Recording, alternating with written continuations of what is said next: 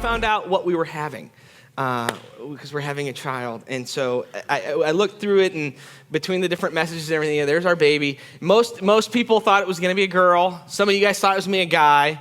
What do you guys think? Boy, girl? Girl? All right, well, let's show the next slide up there. And yeah, Mike thought it was triplets. We were having a little boy. We were so excited. My wife, yeah, thank you. I'm so excited. My wife is, I love her. Women, I don't understand their fascination with those little pictures. They throw that picture back up real quick, because my wife sat there the other day staring at it for an hour going, it looks like Arliss. And I was like, it looks like gelatin with a nose. It doesn't look like Arliss. It's a blob. I see sort of a nose there. Yeah, it looks like Arliss. She's just assured it looked like Arliss, and which I'm fine with. Arliss is a handsome little fella, and so, I don't wonder where you got that. And so we were very excited. We were having a little boy, and it's just a very cool time in our lives. We as we go through calming the storm today, you guys remember in 2004 when we had all those hurricanes that came through Lakeland? You guys remember that? We had Hurricane Charlie, Gene, and what was the Francis and Gene? Yeah, all three of those. At the time, I was in my early 20s, mid-20s, and I was doing filming. I was a videographer. I do video editing and filming for different things. And during a couple of those storms, I actually did freelance filming for Fox. And I did it for Fox Tampa, but it ended up a lot of my stuff actually went national on the Fox News and stuff like that, and got to travel and do some of that kind of stuff. And it was fun because I had this, I'm in my early mid-20s, and I had this Hyundai accent back before Hyundai was good. And this thing was basically a go-kart with windows. It was like, I think 75 horsepower. And I treated this thing like a go-kart. I'm not kidding you.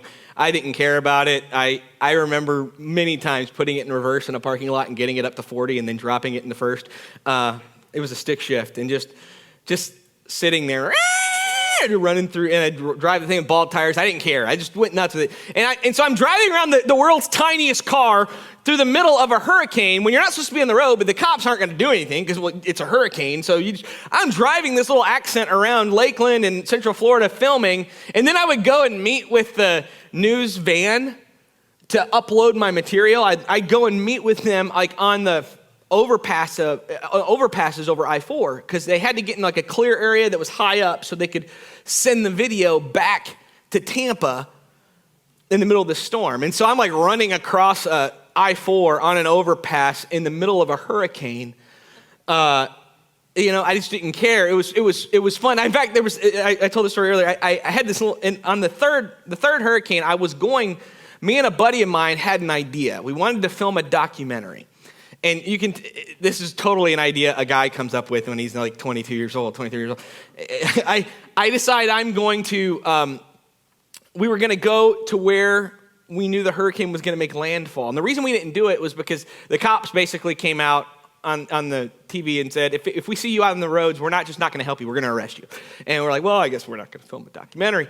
And but the plan was to go to because it was going to make landfall. So they thought it was going to make landfall somewhere over on the East Coast, somewhere south of Cocoa. And we're like, okay, we'll go to where it's going to make landfall and find a parking garage and get in the car and just wait it out. And once the storm gets over us, we were going to drive across the state in the eye where it's calm. Now, wait with me. I know it sounds crazy. And then we were going to do stuff and film it while we were in the eye. One of our ideas was to hit golf balls into the storm. Don't look at me like I'm crazy. I thought it was awesome. We were like, this is going to be so cool. I'll hit the ball, it'll go straight, and then I'll flick around us. Not even really, and that's just not the way it works, but I'm like, it'll be awesome. One of my favorite ideas, though, was we need to make up a bunch of posters and flyers that say, Hurricane Francis was here. Or Gene, I think it was Gene, whatever it is. But Hurricane Francis was here, and as we went across the state, we were gonna tape them up everywhere. And so the people basically went in their house for a storm, waited it out, and they come out at the end, and it says Hurricane Francis was here everywhere, like the hurricane was going through tagging stuff. I thought it would be awesome. And we were going to drive my little Hyundai Accent across the state. And my buddy came up with the best title. Like, I was so mad that we didn't get to do it because it was the best title to a documentary movie ever. We were going to call it Hurricane. And the tagline was going to be Hurricane in an Accent. It's like it, driving Hurricane with an accent. There. I thought it was awesome. You know you would have watched it. You'd have Netflixed that. Oh, yeah, it would have been great. That same year, that third storm, since we weren't allowed to go and film, I wasn't allowed to go and film, I was actually at a friend's house. Anybody ever go to hurricane parties? Like, everybody's been a part of those, you know? You go, like, everybody, like, especially when you're single, you pull your resources, because like, one guy has a box of ramen, the other guy has a box of water, and you're like, well, we get together and we can make ramen noodles. And you start and everybody just brings their stuff to one house, the house that you think is strongest and will survive, and you get there and you hang out. And I remember being at a buddy's house, and he lived towards Tampa, and he lived off of I-4, and out of his backyard, you could see the drop to I-4, and I-4 was below, and then you saw the hill on the other side, and the hill on the other side goes way up higher. And I remember standing in his back window looking out at those hills, and I was like, I want to go climb that hill over there. And he's like, yeah, why? And I go, no, not like right now. Like in the middle of this, and the hurricane was just really it was moving. And I'm like, I want to go climb it right now. And they're like, don't you do it, Johnny. Don't. And I'm like, no, I'm doing it. I had the eye of the tiger, eye of stupidity, whatever. And I walk out the back door. And I mean, I'm not half a step out of the back door, and it already looks like I jumped into a swimming pool. I'm just the water's flying it's raining sideways. It's almost raining up, if that's possible. It's like the ground is raining. It was like, and I'm just soaking wet. And it sounds comedic, but it's true. Like I'm like fighting the wind and walking across, and I get to the drop down to I-4, and I take 2 steps and like slip out from underneath me, and I slide all the way down to I-4, and there's no cars anywhere. There's nobody out in the storm. It was like really going bad. And I'm like, I get across I-4, and I start climbing that other hill, and I get halfway up, and I slide back down. And I'm crawling up this hill, just muddy and soaking wet and clawing my way to the top of this hill. It took me like 10 minutes. I finally get to the top, and I felt like Rocky. Like I hear the music in my head. I'm like, dun, dun, dun, and I'm like, ah! And I'm standing up there screaming. I can see the house. The boys all saw me. They could all see me across the way, like jumping up and down. And I'm like, yeah, I made it. And then a tree went by me. Not a little tree. It was big. I'm glad it was wet because you couldn't tell I peed. It was crazy. It was so scary in this moment. This big tree goes, and I freak out. And I'm like, ah! And I go, and I jump, and I like slide down, which was fun. And I slide down, I have to climb the other side, and I get about 20 feet from the house, and I slow down, and I start walking. And I walk in like I'm cool. And they all yell at me. They're like, Johnny, why did you do that? They all were like, we saw this tree go by. What is wrong with you? You're insane. That's horrible. Why would you do that? I'm like, I'm sorry, guys. And I got dried off, put some new clothes on. And about an hour later, the guy who was doing most of the yelling walks up to me real quietly. And he goes, that was so cool. Man, I wish I had the guts to do that. And over the course of the next hour, every single guy, man, that was awesome. That was cool. They all loved it. They all wanted to be, every single guy wanted to be a part of that. They were like, that is awesome. They loved it. And honestly, as we go through life, the fact is no matter what, we're going to face storms. And today I want to talk about calming the storms in our lives. You know, if you've noticed the last couple of weeks, we've talked about the different storms, the bad things that happen in our lives. And the reason we're talking about that is because we're leading up to this Easter message. This Easter message that's going to be called Amazing, and it's basically just talking about how despite all these bad things that we can look at God, we can look at Jesus and say, you are amazing. You are amazing. And so today, I want to read to you from Mark chapter 4, this story of Jesus. And he's hanging out with the disciples, and this is what it says. It says, that day when evening came, Jesus said to his disciples, let us go over to the other side of the lake. Leaving the crowd behind, they took him along, just as he was in the boat. There were also other boats with him. A furious squall came up, and the waves broke over the boat, so that it was nearly swamped. Jesus was in the stern, sleeping on a cushion. The disciples woke him and said to him, "Teacher, don't you care if we drown?" So we're sitting there, and you're looking at this boat that's not just in like a light storm. It's in a squall that is breaking over the top of the boat, swamping the boat. It's a scary storm. And Jesus is in the stern on a cushion sleeping. I like how Mark decided to let us know he was on a cushion. It's very sweet. He's on a cushion sleeping. And we look through these things, and the fact is that as we go through life, we are just like these disciples going to go through storms. All kinds of storms, whether it's abuse, whether it's divorce, whether it's hurt and pain that have been caused by others, by ourselves. We're going to go through storms, loneliness, joblessness, uncertainty, insecurities. We're going to go through low self-esteem and moments of highs and lows with our health. We're going to go through a storm. In fact, a lot of us feel like we sort of live on the perpetual edge of a storm.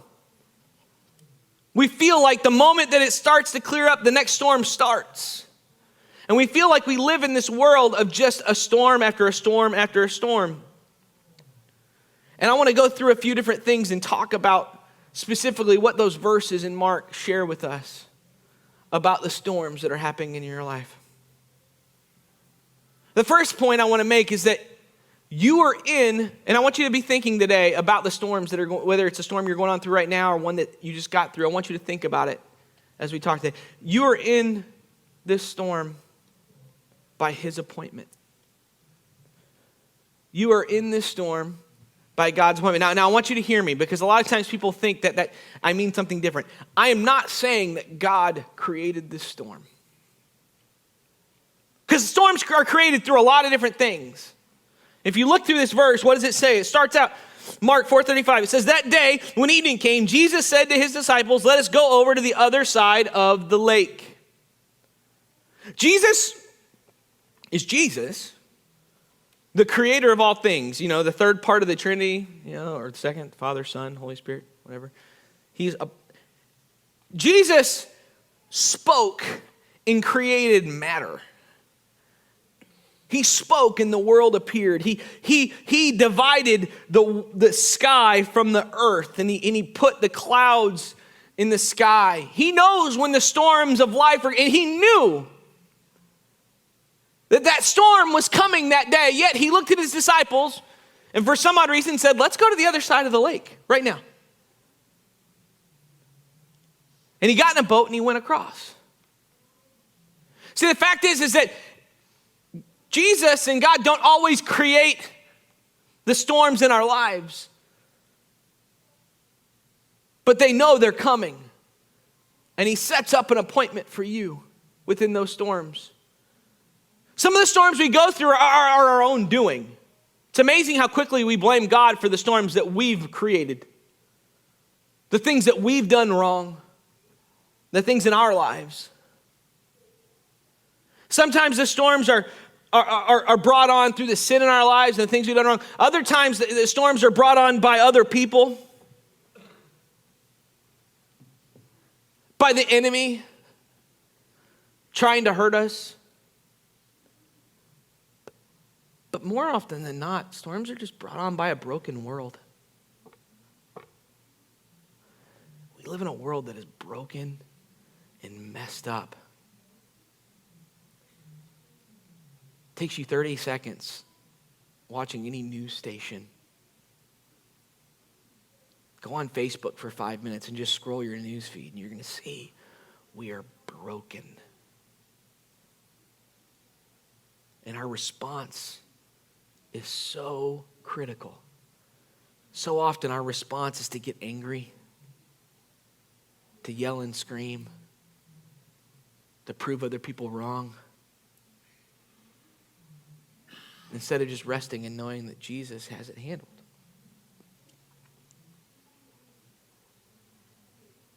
And I've mentioned this before. If you follow me on Facebook or my wife, or you know us, About a year and a half ago, and I talked about it a couple weeks ago real briefly, we lost a baby. It's really fitting for me to be able to preach this message today, being able to announce what we're having. I'm really excited. About a year and a half ago, I remember we found out we were having the baby, like almost simultaneously with deciding to plant this church. It's almost the same week. It was crazy. I remember when we found out. It was like right after we had seriously, God really laid it on our hearts, and we decided, okay, we are planting this church. And then that weekend, we end up, we were at a hotel for me to preach somewhere. And while we were there, she found out she was pregnant. As we were going through the process of preparing and launching this church, we lost our baby. And through the course of that, if you followed us, my wife has written blog posts. In fact, there was a magazine article last month, a woman's magazine, that took her blog and created a whole story about it. They did a whole story on it. And we called the baby Blueberry because the day that we told our family, that was whenever, they have the phone apps that creepily tell you what kind of food your baby's the size of, which is very strange to me. You're always like, oh, no, I don't want to eat that. My wife's like, it looks like our list. No, it looks like an apricot. The iPhone says so. When we told the family, the baby was the size of a blueberry. And we didn't know what it was yet. We don't know. And so from then on, we called the baby Blueberry. And so my wife's, if you read that article in the magazine, the article's called Losing Blueberry. It's a very sweet message. But as we went through this process, I can look back now and see some things I didn't understand. But the fact is that God did not create that storm. We live on an earth that God intended to be perfect, and it is broken. And because of that, sickness and death entered it. But I do believe that storm was one that God said, hey, that storm's coming, and I want you to walk through that. That we walked through this storm because of his appointment. Because he said, hey, I have a plan that's bigger than anything you can imagine. That this storm is not the end. It is merely a beginning. As you look through that verse, it goes to Mark 4:36, 37. It says, leaving the crowd behind, they took him along just as he was in the boat. There were also other boats with him. A furious squall came up, and the waves broke over the boat, so it was nearly swamped. Jesus didn't create that storm. But by his appointment, they went through it. And the next step that we don't understand, after we start realizing, okay, wait, this appointment, I'm walking through the storm because of the appointment God has in my life. And the next step that a lot of us forget is that we are there in his presence. We are there in that storm in God's presence. We look at these disciples, and what's crazy is that these disciples, they're not just like people that have followed Jesus because they went to church. These are people that Jesus himself tapped them on the shoulder and said, hey, follow me. And even they forgot that they were in the presence of God in the middle of the storm. It's so easy for us to forget that. What's it say? Like I said, Jesus was in the stern, sleeping on a cushion. He was there. He was with them in the middle of this storm, in the middle of this thing that made them so fearful, so afraid. In the worst moments in their life, he was there with them. You guys remember those? Anytime in the 1980s, if you went to a Christian's bathroom, there was a mirrored art piece of footprints in the sand and a very charming verse or story. We all remember those, right? You know, God, why was there only one foot? That was when I carried you, son. It is true. As cheesy as it can feel, it's true. That in those worst times, we're in his presence. I remember going through that time period when we lost the baby and realizing that God was with us in this massive amount of pain and hurt that we walked through. And at the same time, we're trying to launch this church, and we started having launch team meetings, and people are coming on board, and they're getting excited, and they're coming on saying, I want to help you start the church. A lot of those people are people that are helping run our church today. And they're coming on board, and they're excited. But this is right after this time has happened. And the fact is a lot of people didn't even know we were pregnant. We hadn't announced it publicly. That's why we waited longer this time to announce it publicly, because you get nervous. And we hadn't told anybody. It had been very hush-hush, and so we're walking through this storm, and at times it feels like we walk alone, but I can look back now and see that as our team was growing, that God's presence was with us in the middle of this storm. The fact is that his presence doesn't ever leave you. It's not just whether you're in a storm or not. It doesn't. It says in Hebrews, it says the Lord will never leave you.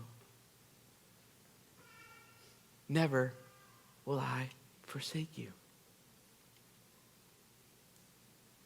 says he will never leave, no matter what you do.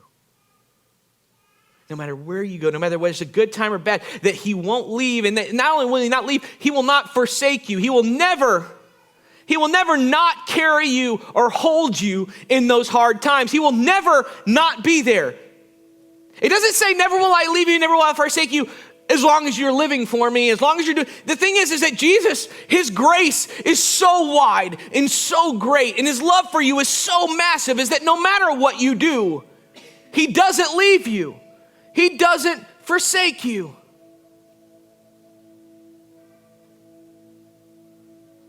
It's not whether or not he leaves you, it's whether you leave him. That's what it comes down to. It's amazing how often we blame the same God who will never leave you and never forsake you, who is there with. He's the first person we blame as we walk through a storm. God, why did you let this happen? Why is this happening to me? Why am I going through this time? We walk into the storm because of his appointment. And we don't walk into that storm alone. We walk through it with the presence of God. And this is the bit really important to remember. You're in this storm for his purpose.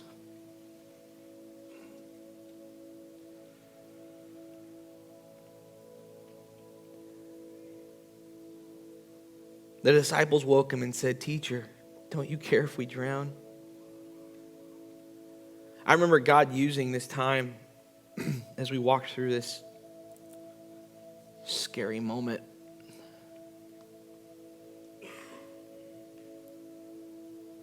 And we know God was with us and we felt his presence, but we're like, but why? And we realized that God didn't create the pain, but he had a purpose for it. So many things that have hurt us in the past, and we look to where God took them. I remember spending years, and I've talked about it, spending years doing drugs and alcohol and all this, and all of a sudden, jump to a few years later, and I'm a youth pastor, and I'm ministering to students, and I can talk to them about things they're going through because I know, and I get it, and I understand, and I realize now that that storm that I walked through had a purpose.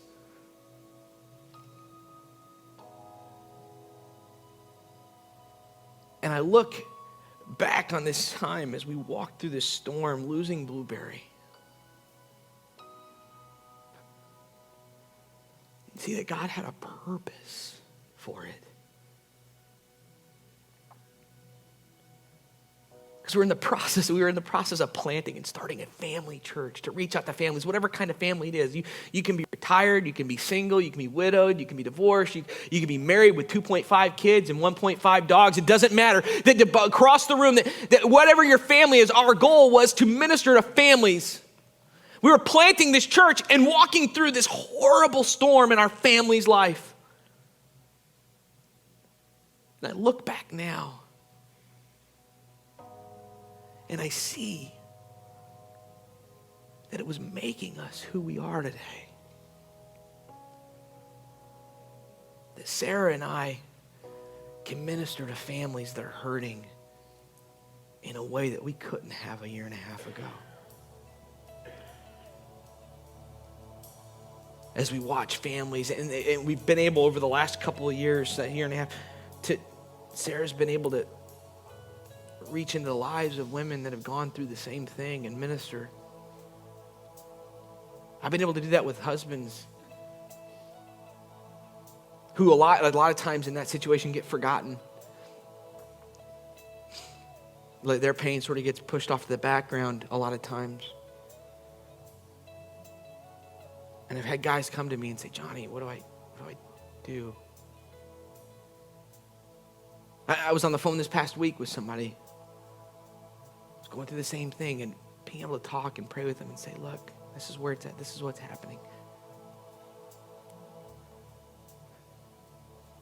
God had a purpose for this storm. He didn't create the storm, but he knew it was coming. And so when he knew it was coming, because we live in a broken and twisted world, he said, the storm is coming. And so I'm going to use this, Johnny. If you'll let me, I will be with, if you'll let me, I will walk through the storm with you and Sarah. I will hold your hands. I will wrap my arms around you as we walk through the storm. I will protect you. And when we get to the other side, I have a way to use it. That it will not be in vain.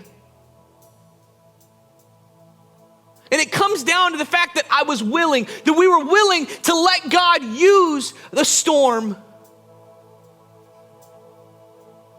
I look back at my younger days and I look at the storms I walked through that I didn't allow God to use.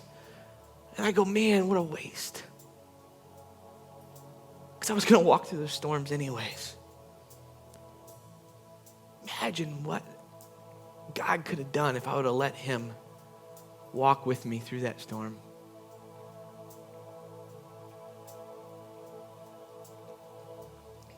I love this as you look through the end of this verse here. What did Jesus do? He got up and he rebuked the wind and he said to the waves, quiet, be still. Then the wind died down and it was completely calm. He said to his disciples, why are you so afraid? Do you still have no faith?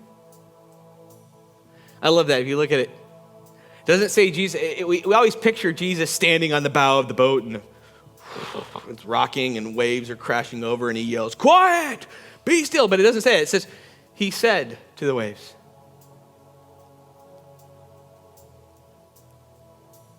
And so today, no matter what storm is going on in your life,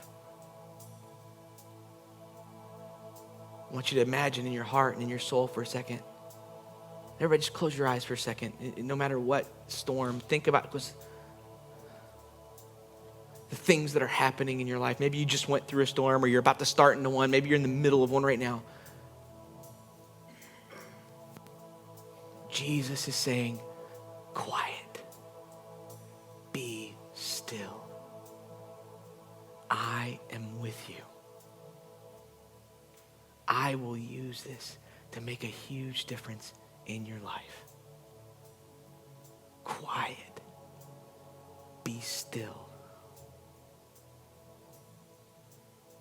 See, church, we look just a couple of verses or a couple of books in the Bible later in James, and I love it. It explains what happens in James chapter 1. It says, "Consider it pure joy, my brothers, whenever you face trials of many kinds, because you know that the testing of your faith develops perseverance. Perseverance must finish its work so that you can be mature and complete, not lacking in anything." It's saying that, hey, whenever those trials come, instead of looking at the bad things that are happening, look at what God is going to do. Look at the plan he has through it. The problem is that so often or not, whenever we see a storm in our lives, we ask God to remove it. And God's looking at that storm saying, no, I don't want to remove, I want to improve. During those same series of hurricanes, a tree fell on the back of my parents' house. Like a big old oak tree, big one.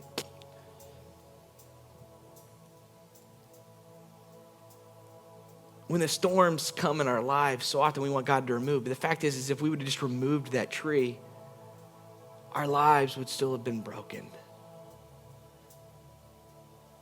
So my parents took that as an opportunity, and they remodeled the whole back end of the house. They remodeled the patio where the tree had fallen. And it's gorgeous. It's beautiful. It's better than it ever was before. Through the storm, God will make you so much better if you just look to the end and not the beginning. If the disciples on that boat would have looked, instead of looking at the storm and being afraid, if they would have looked to Jesus and felt strength.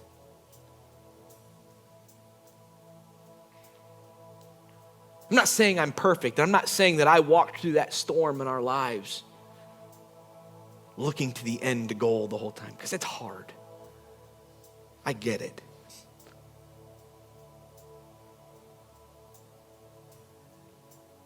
Be still. I am with you. I ask you guys to bow your heads and close your eyes.